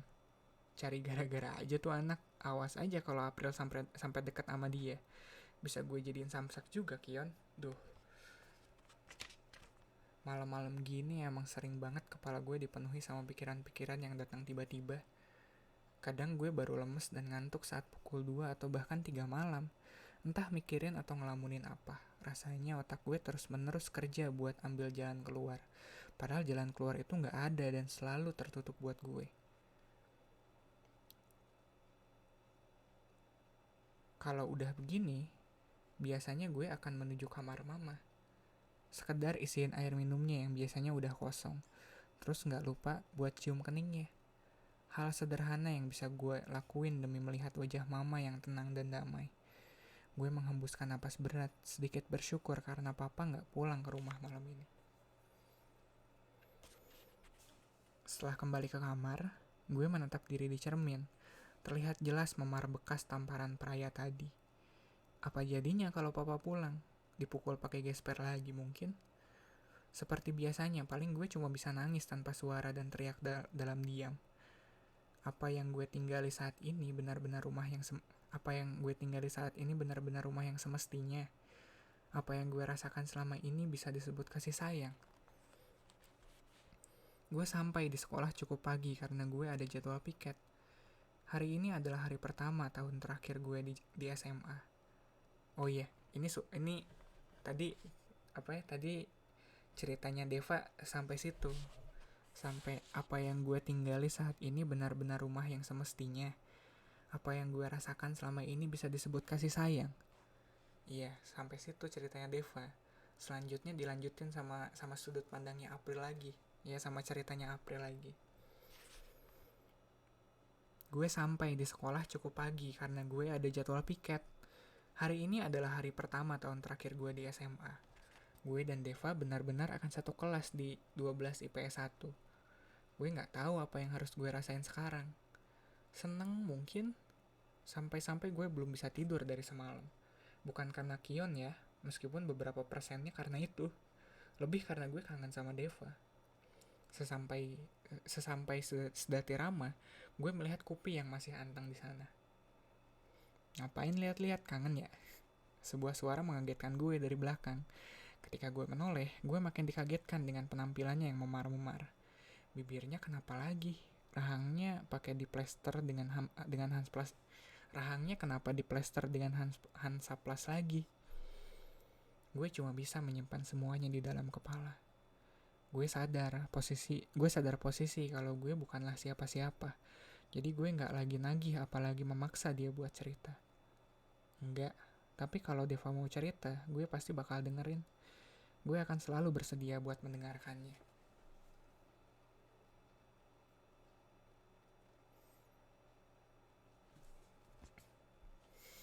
Pagi bener, udah sarapan lo? Tanya gue, berusaha buat biasa aja. Belum nih, bareng yuk. Belum sempat gue menjawab, sebuah suara memotong tiba-tiba. Dev, ganteng banget pagi ini. Nih sarapan buat lo. Celetuknya tiba-tiba. April, sorry. Gue kira Deva lagi sendiri, ternyata bareng lo.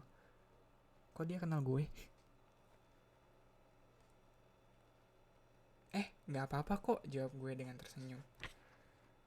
Gue berusaha langsung melupakan cewek cantik tadi dan segera berjalan ke kelas baru bareng Deva.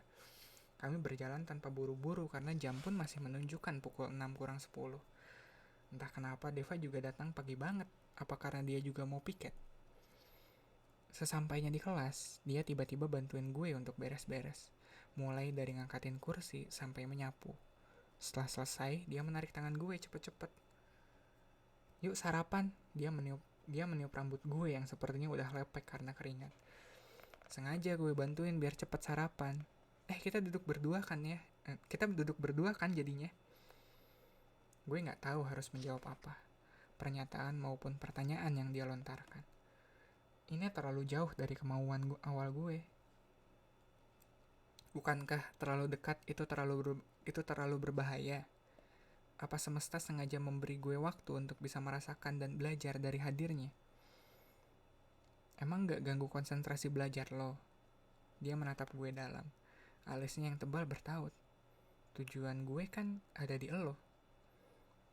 Gue tersenyum, meletakkan tas di samping tempat duduknya.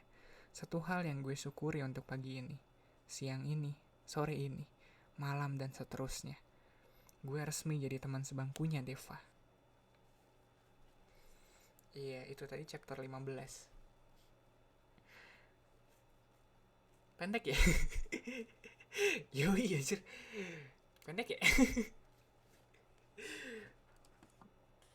Itu aku tahu tuh ada caranya tuh bikin cerita pendek tapi bisa berkesan kayak gitu. Iya, kalau kayak kemarin aku mikir waktu nulis web novel gitu. Aku bisa tuh bikin satu bab yang pendek kayak gitu, asalkan kontennya itu kayak ada, ya asalkan isi ceritanya tuh penting gitu, signifikan, nggak, bukan filler. Iya.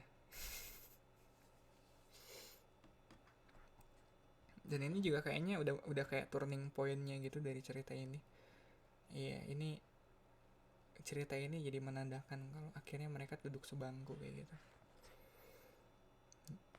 Jadi bisalah dimaafkan kenapa bab ini sangat pendek. Oke lah, chapter 16. Retak dan rapuh.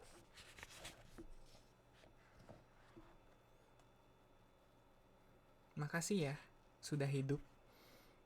Gue jadi gak ngerasain ini sendiri. Gue jadi tahu kalau lo juga sama. Sakit, sedih, kecewa. Sekali lagi makasih ya.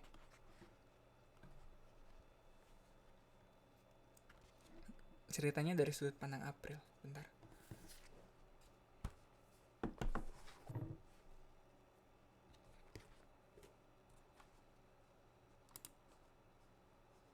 Gak tahu dari tadi hidungku agak gatal gitu. Kurang minum gitu ya. Tapi bentar, apa hubungannya hidung yang gatal dengan kurang minum anjir? Apakah hidung lu gatal karena dia minta dihidrasi gitu? Kan enggak ya? Alergi gitu. Tadi aku makan apa ya?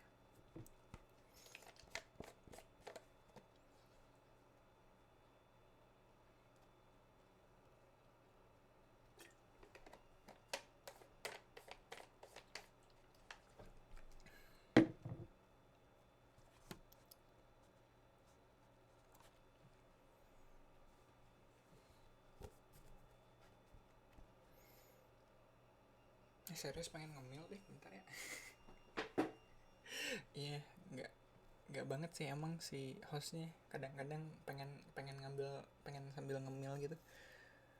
Tapi bentar ya, aku ke belakang dulu kayaknya ngambil ya.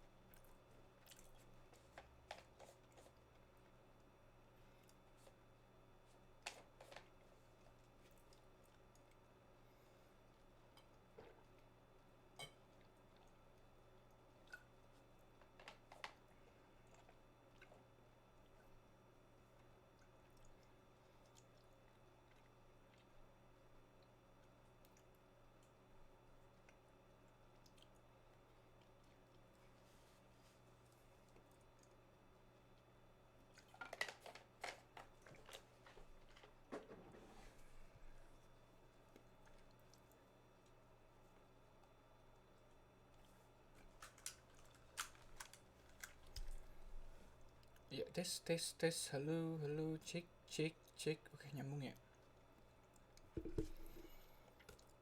Iya men, broadcast ini santai sekali maksudnya. Sampai hostnya ada break nyemil gitu, apa coba, anjir santai banget ya.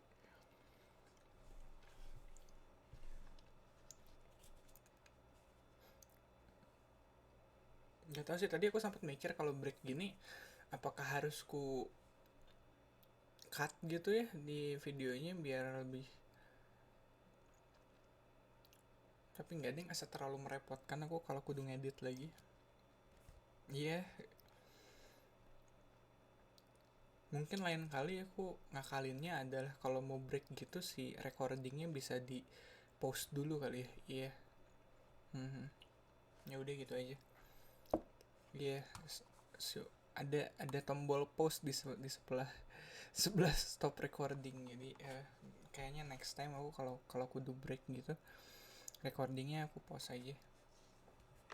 Oke, lanjut ceritanya dari sudut pandang April. Gue kembali ke kelas karena ingin mengambil botol minum. Tadinya Deva udah mau pesenin gue teh anget sih. Tapi gue lebih pengen air putih aja. Emang kenapa sih nggak mau teh anget manis? Apa karena gue udah cukup hangat ke lo dan gue udah cukup manis buat mengisi hari-hari lo yang pahit? Kata Deva sebelum gue beranjak ke kelas. Dev, iya sayang. Mulutnya nggak bisa dijaga. Ya udah jagain dong. Balasnya lagi dengan muka jahil. Perlu diantar nggak? Gue bukan anak kecil, bisa sendiri. Dia mengangguk sambil menatap 2 porsi nasi telur yang ada di hadapannya. Telur ceplok setengah matang untuk gue, sementara telur dadar goreng kering untuk Deva.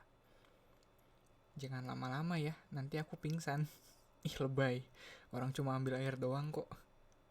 Gue tertawa dan meninggalkannya begitu saja menuju kelas. Semakin dihadapi, pasti Deva bakal semakin menjadi-jadi. Sesampainya di kelas, gue bisa melihat sebuah kunci yang gue begitu kenali. Kunci Kupi. Lagi-lagi kertas bertuliskan ancaman gue temukan. Awalnya gue mungkin begitu ketakutan, tapi kalau sudah sampai sini, apalagi yang bisa gue lakukan? Mungkin ini adalah salah satu resiko yang harus gue hadapi karena kenyataan Deva duduk di sebelah gue. Gue akan membuat lo hancur, rapuh seperti kertas yang terbasuh oleh air hujan. Oke. Aku pikir jokes aku cringe ya. Ternyata ada juga yang bikin surat ancaman yang gak kalah cringe dari joke aku sebelumnya. Wow, wadidaw. Makin salut gue sama penggertak ini. Jago buat pemilihan diksinya. Gue lantas meremas kertas itu kuat-kuat sebelum membuangnya. Sebelum kembali ke kantin, tiba-tiba seseorang mengagetkan gue dari belakang. Kion. Ada apa, Pril? Tanyanya sambil memegang pundak gue. Refleks gue langsung menepis. Sorry Yon, gak ada apa-apa, gue cabut dulu ya. Gue buru-buru kabur sebelum terjebak lebih lama lagi bersama Kion yang matanya tajam dan penuh perhatian. Tanpa disangka, Kion malah menahan tangan gue dan mendekat. Jangan bohong, gak baik. Ini kenapa sih orang-orang jadi kayak gini? Ki, beneran kok gue gak... Belum selesai gue ngomong, Kion tiba-tiba menempelkan jari telunjuknya di bibir gue. Lo kelihatan sedih, Pril. Meskipun ini bukan urusan gue gak tega lihat lo sedih gini pagi-pagi. Di saat itu juga, gue mendadak gak suka sama Kion karena dia terlalu berlebihan. Apesnya seseorang yang lagi berusaha gue jaga hatinya tiba-tiba muncul dan melihat kejadian barusan. Gue sontak gemeteran banget. Udah pacarannya. Gue berbalik untuk langsung menjelaskan kepada Deva apa yang sebenarnya terjadi. Udah pacarannya, bentak Deva. Dev, ini kunci motor lo, ucap gue berusaha tenang. Deva mengambil kunci motor yang gue sodorkan dan langsung melemparnya ke lantai depan kelas. Teman-teman yang baru saja datang semua langsung terkejut. Dev, tenang Dev, ayo kita ke kantin lagi, lanjut makan nasi telur lagi. Gue masih gak ngerti kenapa Deva bisa sampai segininya. Bukankah waktu itu dia bilang kalau dia gak ada perasaan buat gue? Buat apa? Tukas Deva sambil tertawa. Ki, yang jantan dong mainnya, tambah Deva sambil mendekat ke arah Kion. Jujur gue takut, sangat takut. Gue gak pernah paham sama jalan pikir cowok, apalagi permasalahan seperti ini. Gue melihat tangan Deva yang mengepal semakin erat. Ini jelas bahaya, apalagi Deva sulit menahan emosi kalau sudah tersulut. Meyakini ini bukan salah Kion, gue refleks mendorong Kion saat Deva melayangkan tamparannya. Kion menabrak beberapa kursi hingga terjatuh dan dunia gue seolah berhenti sekejap. Beberapa saat setelahnya gue merasakan asin dan perih di bibir bagian bawah gue. Gue ditampar Deva dan drama pagi ini jadi semakin kemana-mana. Di hari pertama gue masuk kelas baru, kejadian barusan ternyata memancing emosi Kion. Ia langsung berdiri dan refleks menonjok rahang bawah Deva. Gue yang masih shock hanya dapat terdiam menyaksikan mereka berdua. Anjing lo bangsat. Monica yang baru sampai pun langsung meletakkan tasnya dengan gusar dan menarik tangan gue. Dia buru-buru memisahkan kami berdua. Kenapa sih semuanya gara-gara gue? Ikut gue sekarang. Monica menghapus darah yang masih mengalir deras dari bibir gue. Gue awalnya gak mau karena kepikiran sama Deva. Namun Monica terus menarik gue menuju ruang UKS. Setelah kena tampar seperti ini pun, gue gak marah sama dia. Karena gue tahu dia gak akan melakukannya kalau dia gak sayang sama gue. Karena gue tahu Deva melakukan ini karena cemburu kepada Kion. Oke, itu tadi chapter 16. Bentar, kok ini makin sini makin pendek ya? Aduh anjing. Iya, makin sini makin pendek ya.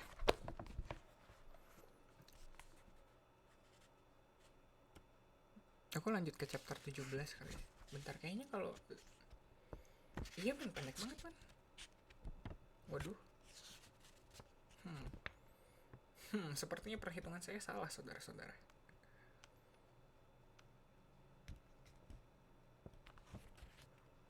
Iya bener, salah ngitung kayaknya tadi aku. Iya, aku masih bisa baca satu bab lagi deh. Gak apa-apa ya, pendek soalnya bab ini. Oke, chapter 17, judulnya Admit Something. Gak ada puisinya, sial. Setelah menitipkan makanan yang gue pesen ke salah satu adik kelas, kebetulan enggak, ini ceritanya dari sudut pandang Deva sebenarnya. Ya aku tahu aja. Kok makin sini makin sloppy ya tulisannya, makin kayak gak hati-hati gitu. Harusnya dia nggak ngasih dia nggak ngasih markanya gitu kan, ada marka karakter kan, kayak di bawah ini dia dari sudut pandang April. Ini nggak ada marka karakternya dari sudut pandang siapa aja, tapi aku tahu ini dari sudut pandang Deva sih. Tapi masa sih gitu? Udahlah, gak apa-apa deh, lanjutin aja ya, at least aku paham. Iya, aku tahu ini dari sudut pandang Deva. Setelah menitipkan makanan yang gue pesan ke salah satu adik kelas yang kebetulan juga sedang di kantin, gue menyusul April ke kelas. Bidadari gue yang super adorable itu mau kasih surprise apa ya? Soalnya udah gue tungguin dari tadi nggak datang-datang. Ya udah deh, gue samperin aja. Di kelas, gue melihat Kion yang sudah datang dan lagi pegang-pegang pundak April. Gue masih nungguin di depan kelas, belum mau masuk. Perasaan mau lihat Kion penasaran mau lihat Kion bisa seliar apa buat godain April. Dari kemarin tikahnya udah tebar pesona banget. Tapi yang bikin gue marah banget adalah cara Kion yang coba-coba menahan April ketika mau keluar kelas. Jadilah gue seperti ini. Lagi-lagi drama yang gak terhindarkan. Kalau lo semua ngira gue jahat di sini, percayalah, gue berniat untuk menampar Kion, bukannya April yang ternyata refleks mendorong Kion. Tamparan gue membekas di pipi April, begitu merah dan berujung bibirnya yang berdarah. Gue harus cepat-cepat minta maaf ke dia. Oke, dari sudut pandang April lagi. Waktu terasa begitu lama di dalam ruang UKS ini. Gue cuma terbaring lemas sendiri, ditemani embus napas berat seseorang yang entah kenapa mau membuang waktunya untuk ikutan berada di sini. Seseorang yang dari tadi merutuki dirinya sendiri, entah untuk apa ia melakukannya. April, maaf, lirih suaranya. Namun belum mampu untuk bisa buat gue berbicara. Maafin gue karena gak bisa menahan diri tadi. Tolong dengerin gue kali ini aja. Dia bangkit dan menyentuh tangan gue, yang bodohnya malah gue biarkan.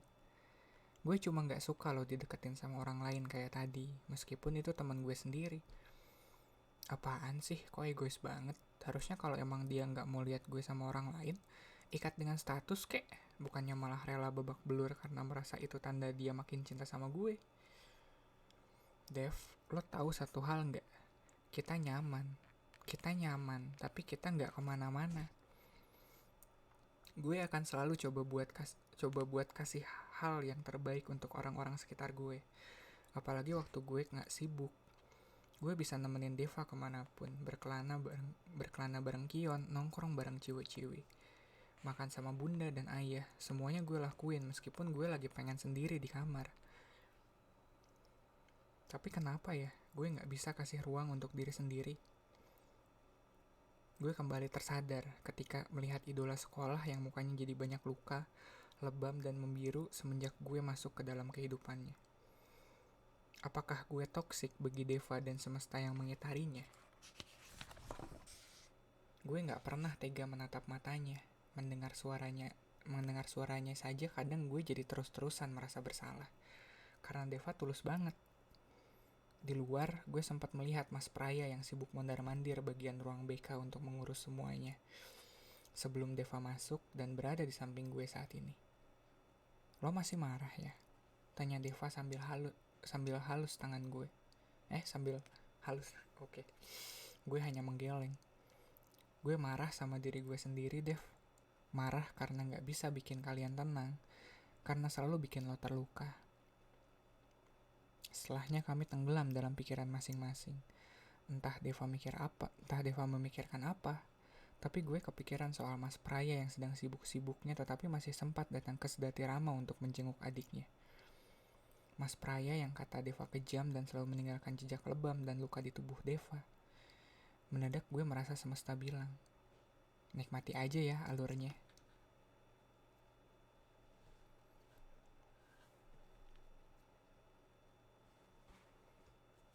Nikmati aja ya alurnya. Ya itu tadi chapter 17. Pendek banget kan?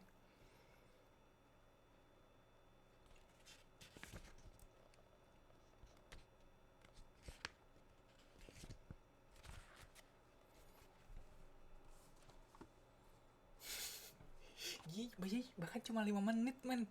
Yoi aja. Saking pendeknya. Ya.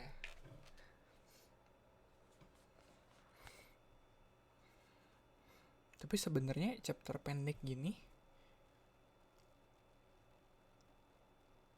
kalau isinya berat kayak gini gitu ya, bisa dimaafkan.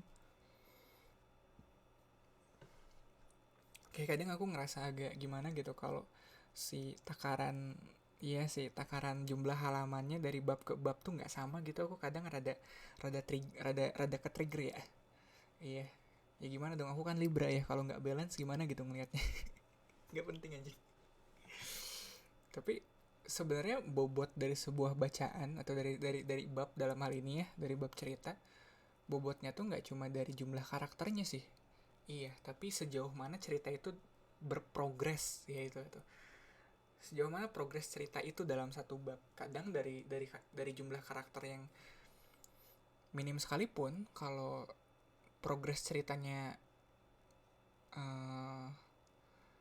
besar gitu, progres ceritanya besar ya wajar aja atau bisa dimaafkan juga. Atau kayak ini gitu ya, dari jumlah halaman yang nggak banyak amat, banyak apa sih si bobot ceritanya. Bobot cerita tuh gimana ya bilangnya, kayak bobot cerita. Jadi nggak tahu, aku terbiasa kayak mengukur cerita tuh ada bobotnya. Iya, kayak ini ceritanya babnya emang pendek tapi bobot ceritanya berat loh. Ini saat dimana si tokoh utama menyadari kalau dia pun punya andil dalam dalam dalam kemalangan yang terjadi di hidupnya si Deva ini. Iya, si partnernya ini, si pasangannya ini, si couple-nya ini kayak gitu. Itu kan bukan sebuah kesadaran yang, atau bukan sebuah pemahaman yang mudah ya untuk ditangkap. Butuh proses untuk kita untuk sampai ke situ, dan kesimpulannya pun nggak mudah loh buat diterima sama si April di sini. Kayak jangan-jangan aku ya yang toksik di hidupnya Deva kayak gitu kan. Berat loh kayak ngakuin kita punya orang yang kita cintai kayak gitu ya, yang kita sayangin kayak gitu, yang kita pengen selalu deket dengan dia.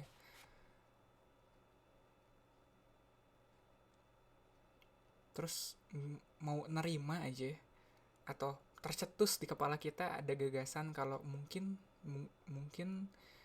sebenarnya keberadaan aku di hidup dia toksik ya. Itu kan bukan sebuah pemahaman yang mudah diterima, atau bahkan orang mikir ke situ aja kayaknya agak sulit juga, soalnya kan apalagi orang yang lagi kasmaran kayak gitu, mereka gak mudah untuk menerima kenyataan pahit seperti itu. Tapi emang kenyataannya seperti itu kadang. Bahkan untuk orang yang kita sayangnya sekalipun, kita bisa jadi sangat toksik loh. Kita bisa jadi alasan untuk hidupnya untuk menjadi alasan dari ketidakbahagiaan di hidupnya. Dan menerima pemahaman itu berat banget loh. Udah, ntar aku malah curhat lagi. Iya, udah mana durasinya, udah hampir udah tipis lagi. Iya, udah. Chapter 18. Tentang yang pergi dan pulang. Kalau yang pergi pasti akan pulang. Kalau yang hilang pasti akan dicari. Lantas bagaimana dengan yang sudah berpulang dan sudah menemukan rumahnya di keabadian?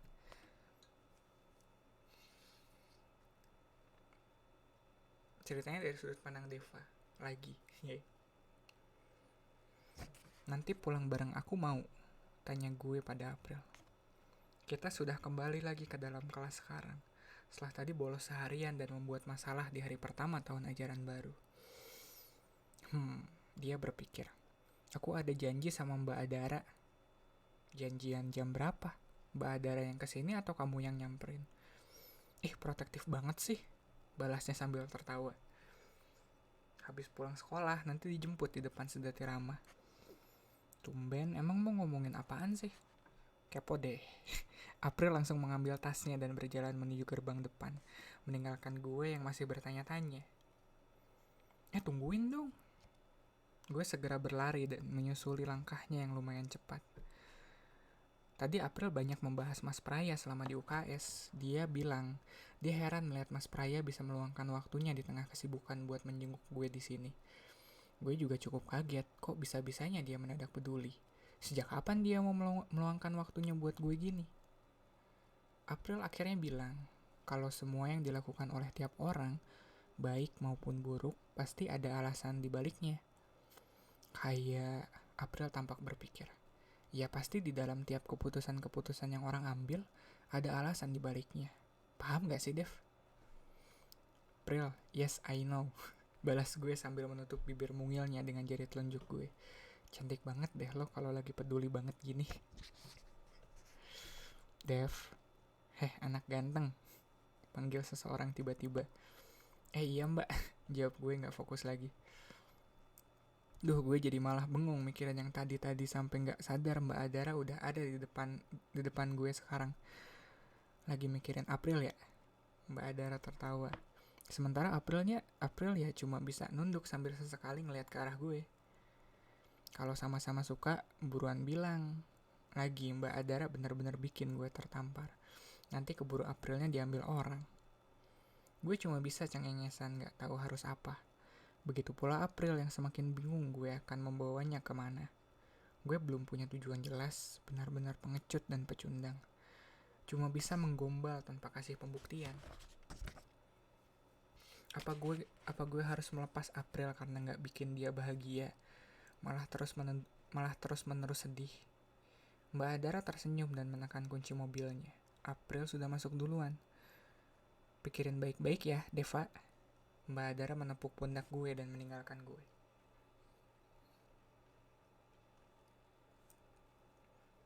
Sekarang ceritanya pindah lagi ke April. Karena gue belum sempat makan siang, akhirnya Mbak Adara ngajak gue mampir ke tempat makan favoritnya bersama Mas Arial. Jujur, gue excited banget karena Mbak Adara seolah sedang mengenalkan gue ke dunianya, yang sekarang hanya bisa dimampiri lewat kenang. Aku setiap janjian sama orang pasti sebelumnya gak makan, ucapnya setelah mengikat rambutnya. Kenapa mbak? Tanya gue sambil menyeruput teh hangat. Biar janjiannya bisa sambil makan bareng. Gue cuma bisa melihat bagaimana Mbak Adara meletakkan satu lagi mangkuk kosong di hadapannya, tanpa berani bertanya untuk apa. Gue salut melihat bagaimana Mbak Adara sebegitunya merawat ingatan akan Mas Arial. Jujur aku nggak suka nunggu lama-lama.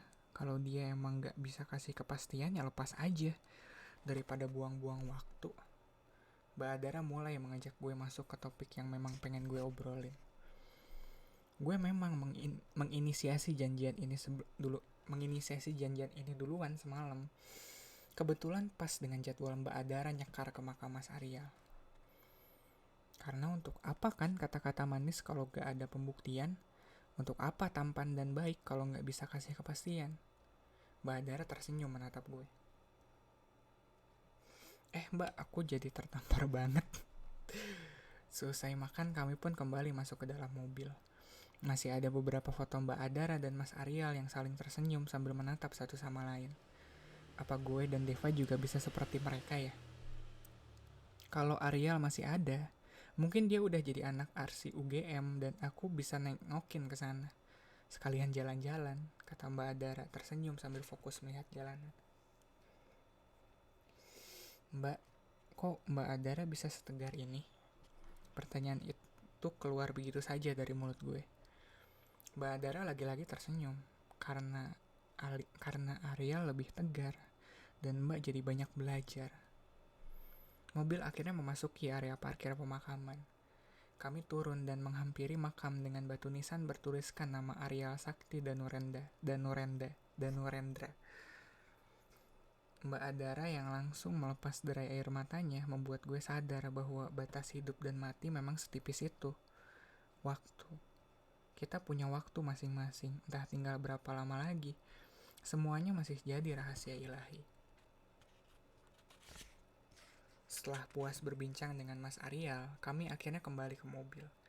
Gue sontak memeluk Mbak Adara yang tadinya terlihat begitu kuat dan menjadi begitu rapuh. Kami berdua duduk dalam diam, menikmati sejuknya angin yang menerbangkan rambut kami berdua. Setelah agak tenang, Mbak Adara akhirnya menanyakan soal kejadian tadi pagi. Gue pun menceritakan semuanya ke Mbak Adara, dan melihat responsnya yang cukup terkejut setelah mengetahui bahwa Deva yang menyebabkan bekas merah di pipi gue. Udah hilang kok sakitnya Mbak, aku cuma heran. Kenapa dia gak pernah mau ngungkapin duluan, malah berujung masalah terus kayak selalu ulur-ulur waktu gitu. Pril, kadang insecurity yang dimiliki cowok ke cewek itu sebetulnya gede banget. Dulu Mas Arial pun begitu. Gak ada salahnya kalau kamu yang mengungkapkan duluan, karena kita gak pernah tahu kapan seseorang bakal pergi kan. Emangnya gak capek menunggu kepastian? Gue terdiam. Pilihan yang cukup sulit memang. Pikir-pikir aja dulu. Itu saran Mbak aja. Untuk eksekusinya ada di tanganmu. Mbak Adara tersenyum lagi. Tapi anak ganteng kayak Deva kenapa insecure ya? Padahal apa sih kurangnya? Kurang peka Mbak. Gue dan Mbak Adara sama-sama tertawa. Iya, itu tadi chapter 18. Ada Bang Pina. Welcome Bang. Ya kayaknya kalau pacing ya dengan sisa halaman kayak gini besok aku bisa tamatin buku ini by the way. Oke, jadi Jumat kita bisa ngobrol random gitu, ngobrol santuy, ambil baca submisi cerita dari penonton, dari pendengar, kayak di radio. Anjir, aneh banget. Tapi ya gitu deh. Iya, pas kan? Iya, hitungan saya tidak melenceng kali ini. Bentar, aku nyari lagu closing kali ya. Iya. Dari tadi aku ngitung waktu gitu sih. Kayak segini cukup nggak ya? Aku tambahin nggak ya? Bentar, ini aku bacanya nggak terlalu santai kan? Iya, kadang kalau nggak terlalu banyak ngobrolnya, aku bisa lebih in control gitu terhadap durasinya. Jadi ya kalau nggak terlalu banyak ke distract atau nggak terlalu banyak ngobrolnya, aku bisa lebih peka sambil ngitung juga di kepala. Tapi ya gituan harus dibiasain sih. Kadang bahkan ngobrol santuy pun kan ya aku harus sambil ngitung durasi juga kan, kayak apakah topik ini bisa ku panjangin lagi. Ini udah punchline-nya belum? Masih bisa gue tambahin nggak? Kayak gitu. Iya, punchline-nya masih bisa naik lagi nggak si intensity-nya? Iya sih, gituan kan sambil belajar ya, sambil sambil sambil dilatih. Ya udah, ini aku lagi muterin lagu Bandanera yang sampai jadi debu. Di YouTube nggak bisa kuputerin. Yoi. Ntar kena copy strike lagi. Welcome Angelina. Aku lagi closing nih. Iya, ceritanya buat malam ini udah selesai tadi. Tapi nggak apa-apa sih kalau kalau ngeras apa sih kalau ada fear of missing out. Iya, kalau pengen, iya, kalau ngerasa aduh aku ketinggalan satu episode gini, bisa dicek aja di YouTubeku. Itu solusi dari fear of missing out yang kadang sekarang banyak ya orang bikin bikin FOMO atau fear of missing out itu jadi kayak yang aku nggak suka tuh jadi alat monetasi gitu ya. Iya, jadi ya aku nggak suka sih memanfaatkan fear of missing out supaya untuk naikin kayak engagement atau naikin buat buat monetasi kayak gitu.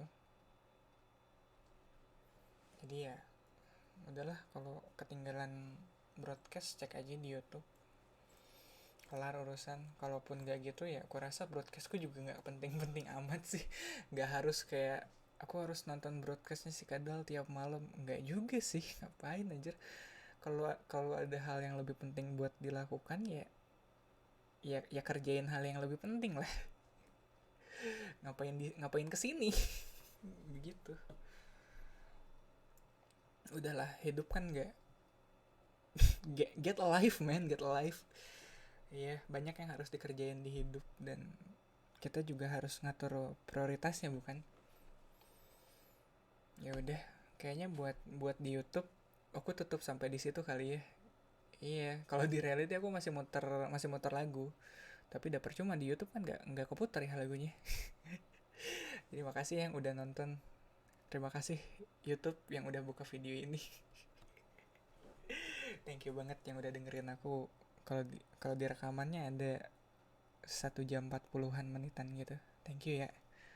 Ketemu di rekaman selanjutnya.